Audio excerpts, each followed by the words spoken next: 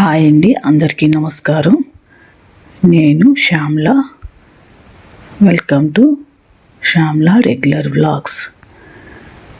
ఈరోజు నేను కూర అరటికాయతో పచ్చడి చేసి చూపిస్తానండి. చూసేయండి. ముందుగా కూర అరటికాయని ఇలా 4 ముక్కలుగా కట్ చేసుకొని ఒక కుక్కర్ గిన్నెలో వేసుకొని వాటర్ పోసుకోవాలి. ఆ తర్వాత దానిలోకి కొద్దిగా ఉప్పు వేసుకుంటున్నానండి. అలాగే కొంచెం ఆయిల్.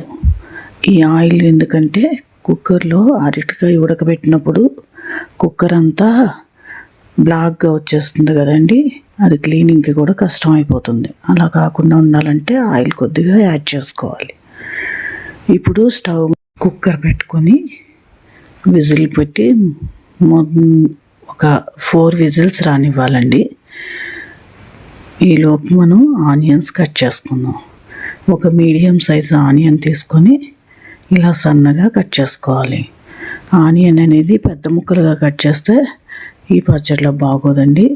ఎంత వీలైతే అంత సన్నగా కట్ చేసుకోండి.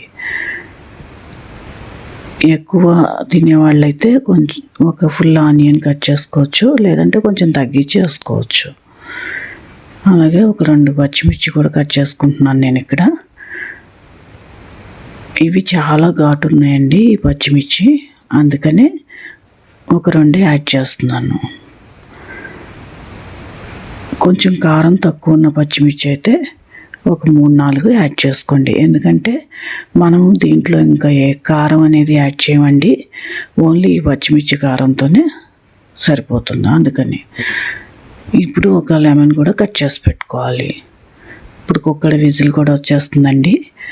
ఒక 4 విజిల్స్ రానివ్వాలి.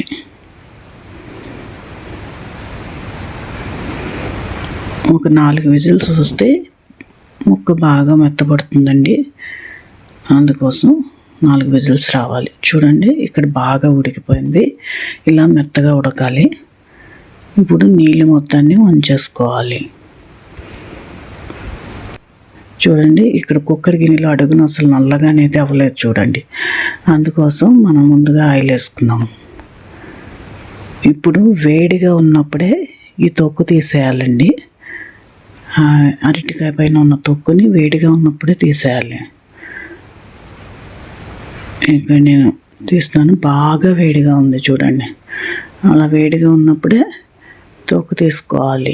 ఒకవేళ మీకు ఇది తీయటం కష్టం అనిపిస్తే ఇలా చాకుతో గుచ్చుకొని తీస్తే ఈజీగా ఉంటుంది.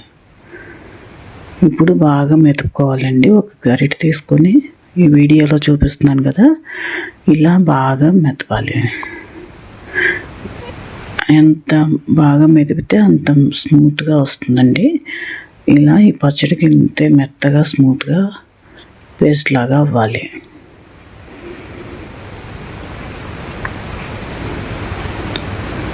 చూడండి, ఇలా మొత్తం మెత్తగా వచ్చేటట్టు మెదుపుకోవాలి. ఇప్పుడు ముందుగా కట్ చేసుకున్న ఉల్లిపాయ ముక్కలు, పచ్చిమిర్చి యాడ్ చేయాలి.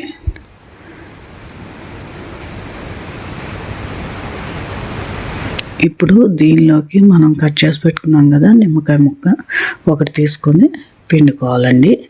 నిమ్మకాయ ఎక్కువ పిండకూడదు, పులుపు ఎక్కువ ఉండకూడదండి. పులుపు తగ్గించి వేసుకోండి, అప్పుడే బాగుంటుంది. అలాగే ఒక గరిటె పెరుగు యాడ్ చేసుకొని ఇప్పుడు సాల్ట్ వేసుకోవాలండి. సాల్ట్ చూసి వేసుకోండి. మనం ముక్కలు ఉడికిచ్చేటప్పుడు కూడా వేసాం కదా, అది ముక్కకు పట్టు ఉంటుంది. చూసుకుని ఎంత కావాలో అంతా యాడ్ చేసుకోండి. ఇప్పుడు మొత్తం మళ్ళీ కలిసేటట్టు బాగా కలపాలండి.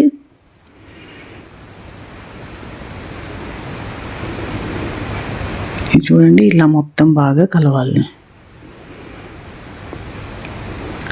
ఇప్పుడు స్టవ్ పైన తాలింపు కోసం ఒక గరిటె పెట్టుకొని దానిలో ఆయిల్ వేసుకోవాలి. కొంచెం ఆయిల్ ఎక్కువే తీసుకుంటున్నానండి నేను ఇక్కడ. ఈ పచ్చడికి ఆయిల్ ఎక్కువ ఉంటే బాగుంటుంది. కొంచెం కారంగా కూడా ఉండాలండి. అండ్ పచ్చిమిర్చి చూసేసుకోండి. ఇప్పుడు పచ్చిశనగపప్పు, జీలకర్ర, ఆవాలు, ఎండుమిర్చి వేసుకొని వేయించుకోవాలి.